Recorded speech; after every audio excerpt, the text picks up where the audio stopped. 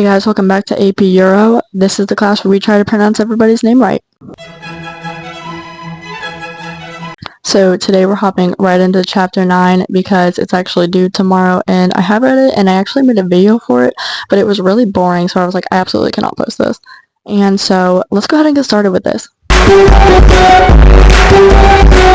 Also, as you welcome back to my channel, you should know by now the drill that whenever I scream at you highlight, you better highlight. So after centuries of invasions and decline, Europe began to recover around the year 1000. Highlight 1000. The population grew, farmland expanded, and these new tools made agriculture more productive. So highlight agriculture. So because of these new tools, it meant that we had more food, and more food means less people starving, and that means that the community was growing. So that basically led to that we could count more of human living bodies than squirrels in the population.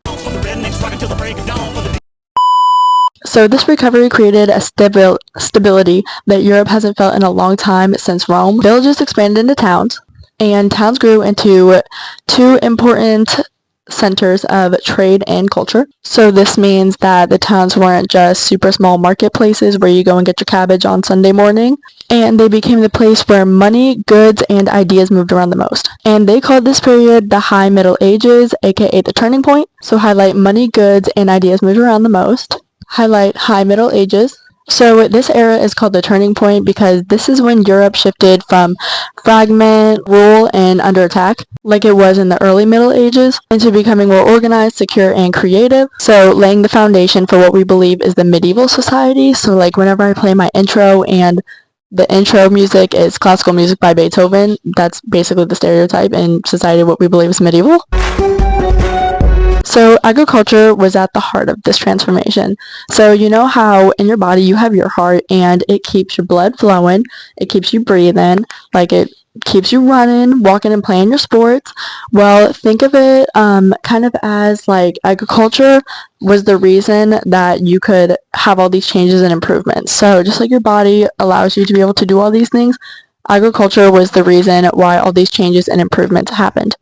So farmers began to use tools called the heavy plow, new horse collars, and the three-field system. Highlight heavy plow, new horse collars, and three-field system, which let them grow crops more efficiently. So we have extra food and the population soared. And I actually researched this, and the population at that time was around 30,000. And this also meant that everybody didn't have to like farm anymore, and some people could go into like specialized jobs, such as like medicine and stuff, but like you can go heal yourself with like a piece of cabbage or something. So lords still ruled over manors, which is like a mini town or like a little world of its own, ruled by a lord and worked by peasants, and it's created around farming. So like, you know the Disney ride, it's a small world. So basically kind of think of it as like Disney is the lords and the ride the little small world is like the manor, and the little like puppets or whatever that work inside of it are the peasants, and they're like forced to work. And the peasants got to work all day because the peasants are tied to the land.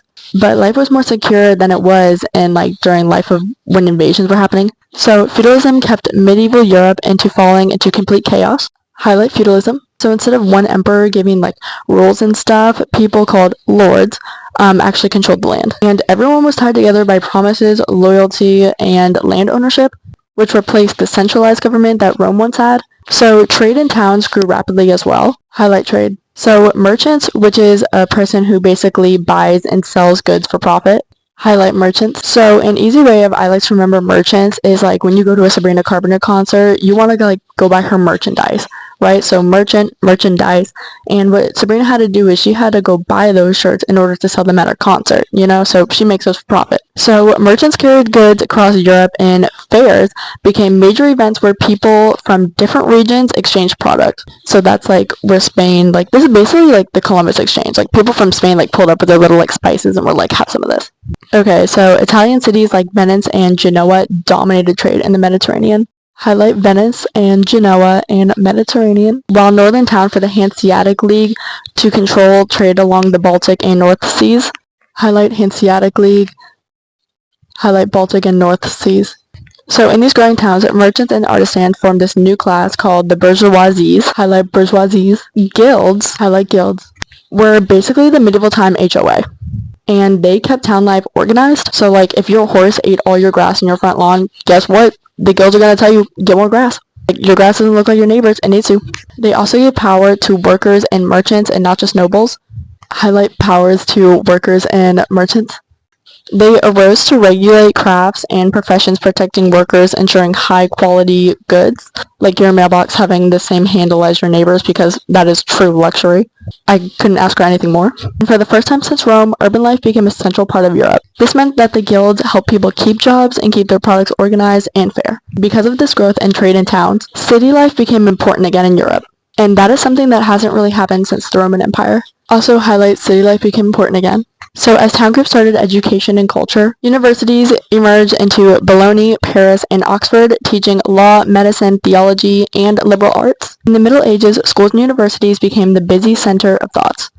So teachers and students used a practice called scholasticism, which basically means you can believe in Christian faith, but also having reason and philosophy to back it up by using logic to explain it.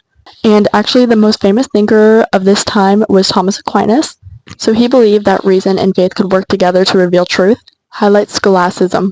And at the same time, religion basically shaped every aspect of your life. Random fun fact, I actually went to St. Thomas Aquinas Catholic School up until 5th grade. So the Catholic Church actually grew stronger and more independent because popes like Gregory VII didn't want the king's input or anything to do with the Catholic Church in its practice. So the conflict between the popes and the monarch over who could appoint the bishop was called the investiture controversy. Highlight investiture controversy. And it showed the continuing tension between the spiritual and political powers. So new religious movement also spread, such as the Franciscans and the Dominicans. Highlight Franciscans and Dominicans. And the Franciscans and Dominicans were two important religious orders, so groups of monks and friars that rose in the high Middle Ages to deal with new needs in society. Highlight religious orders.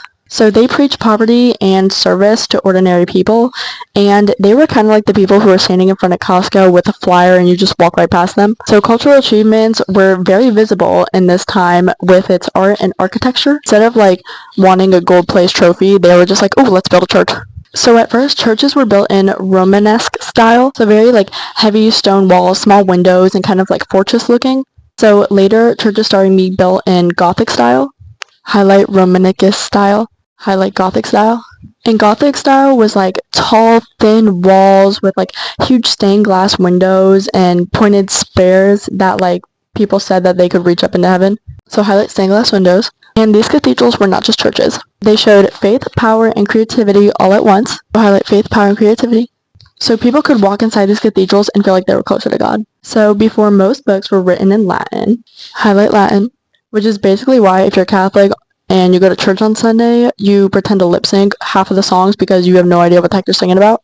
And the Latin books were only read and understood by educated people like the church elite and not ordinary people, which is probably why you're still reading these Latin books to this day and singing these songs in church.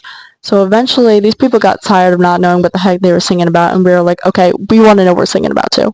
So in the High Middle Ages, they created the vernacular languages, which are languages that we use now, like Italian, French, German, English, and not just Latin.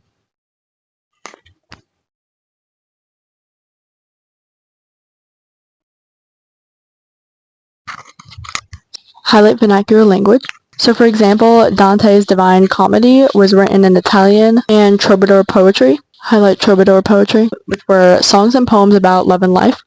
And this meant that more ordinary people could connect to the songs and stories and not just the church elite. And together these changes showed that Europe was becoming more creative, educated, and confident. Art and architecture showed spiritual devotion, which literature and local languages showed the connection to everyday people. It blended faith with human life, which was a huge step for medieval culture.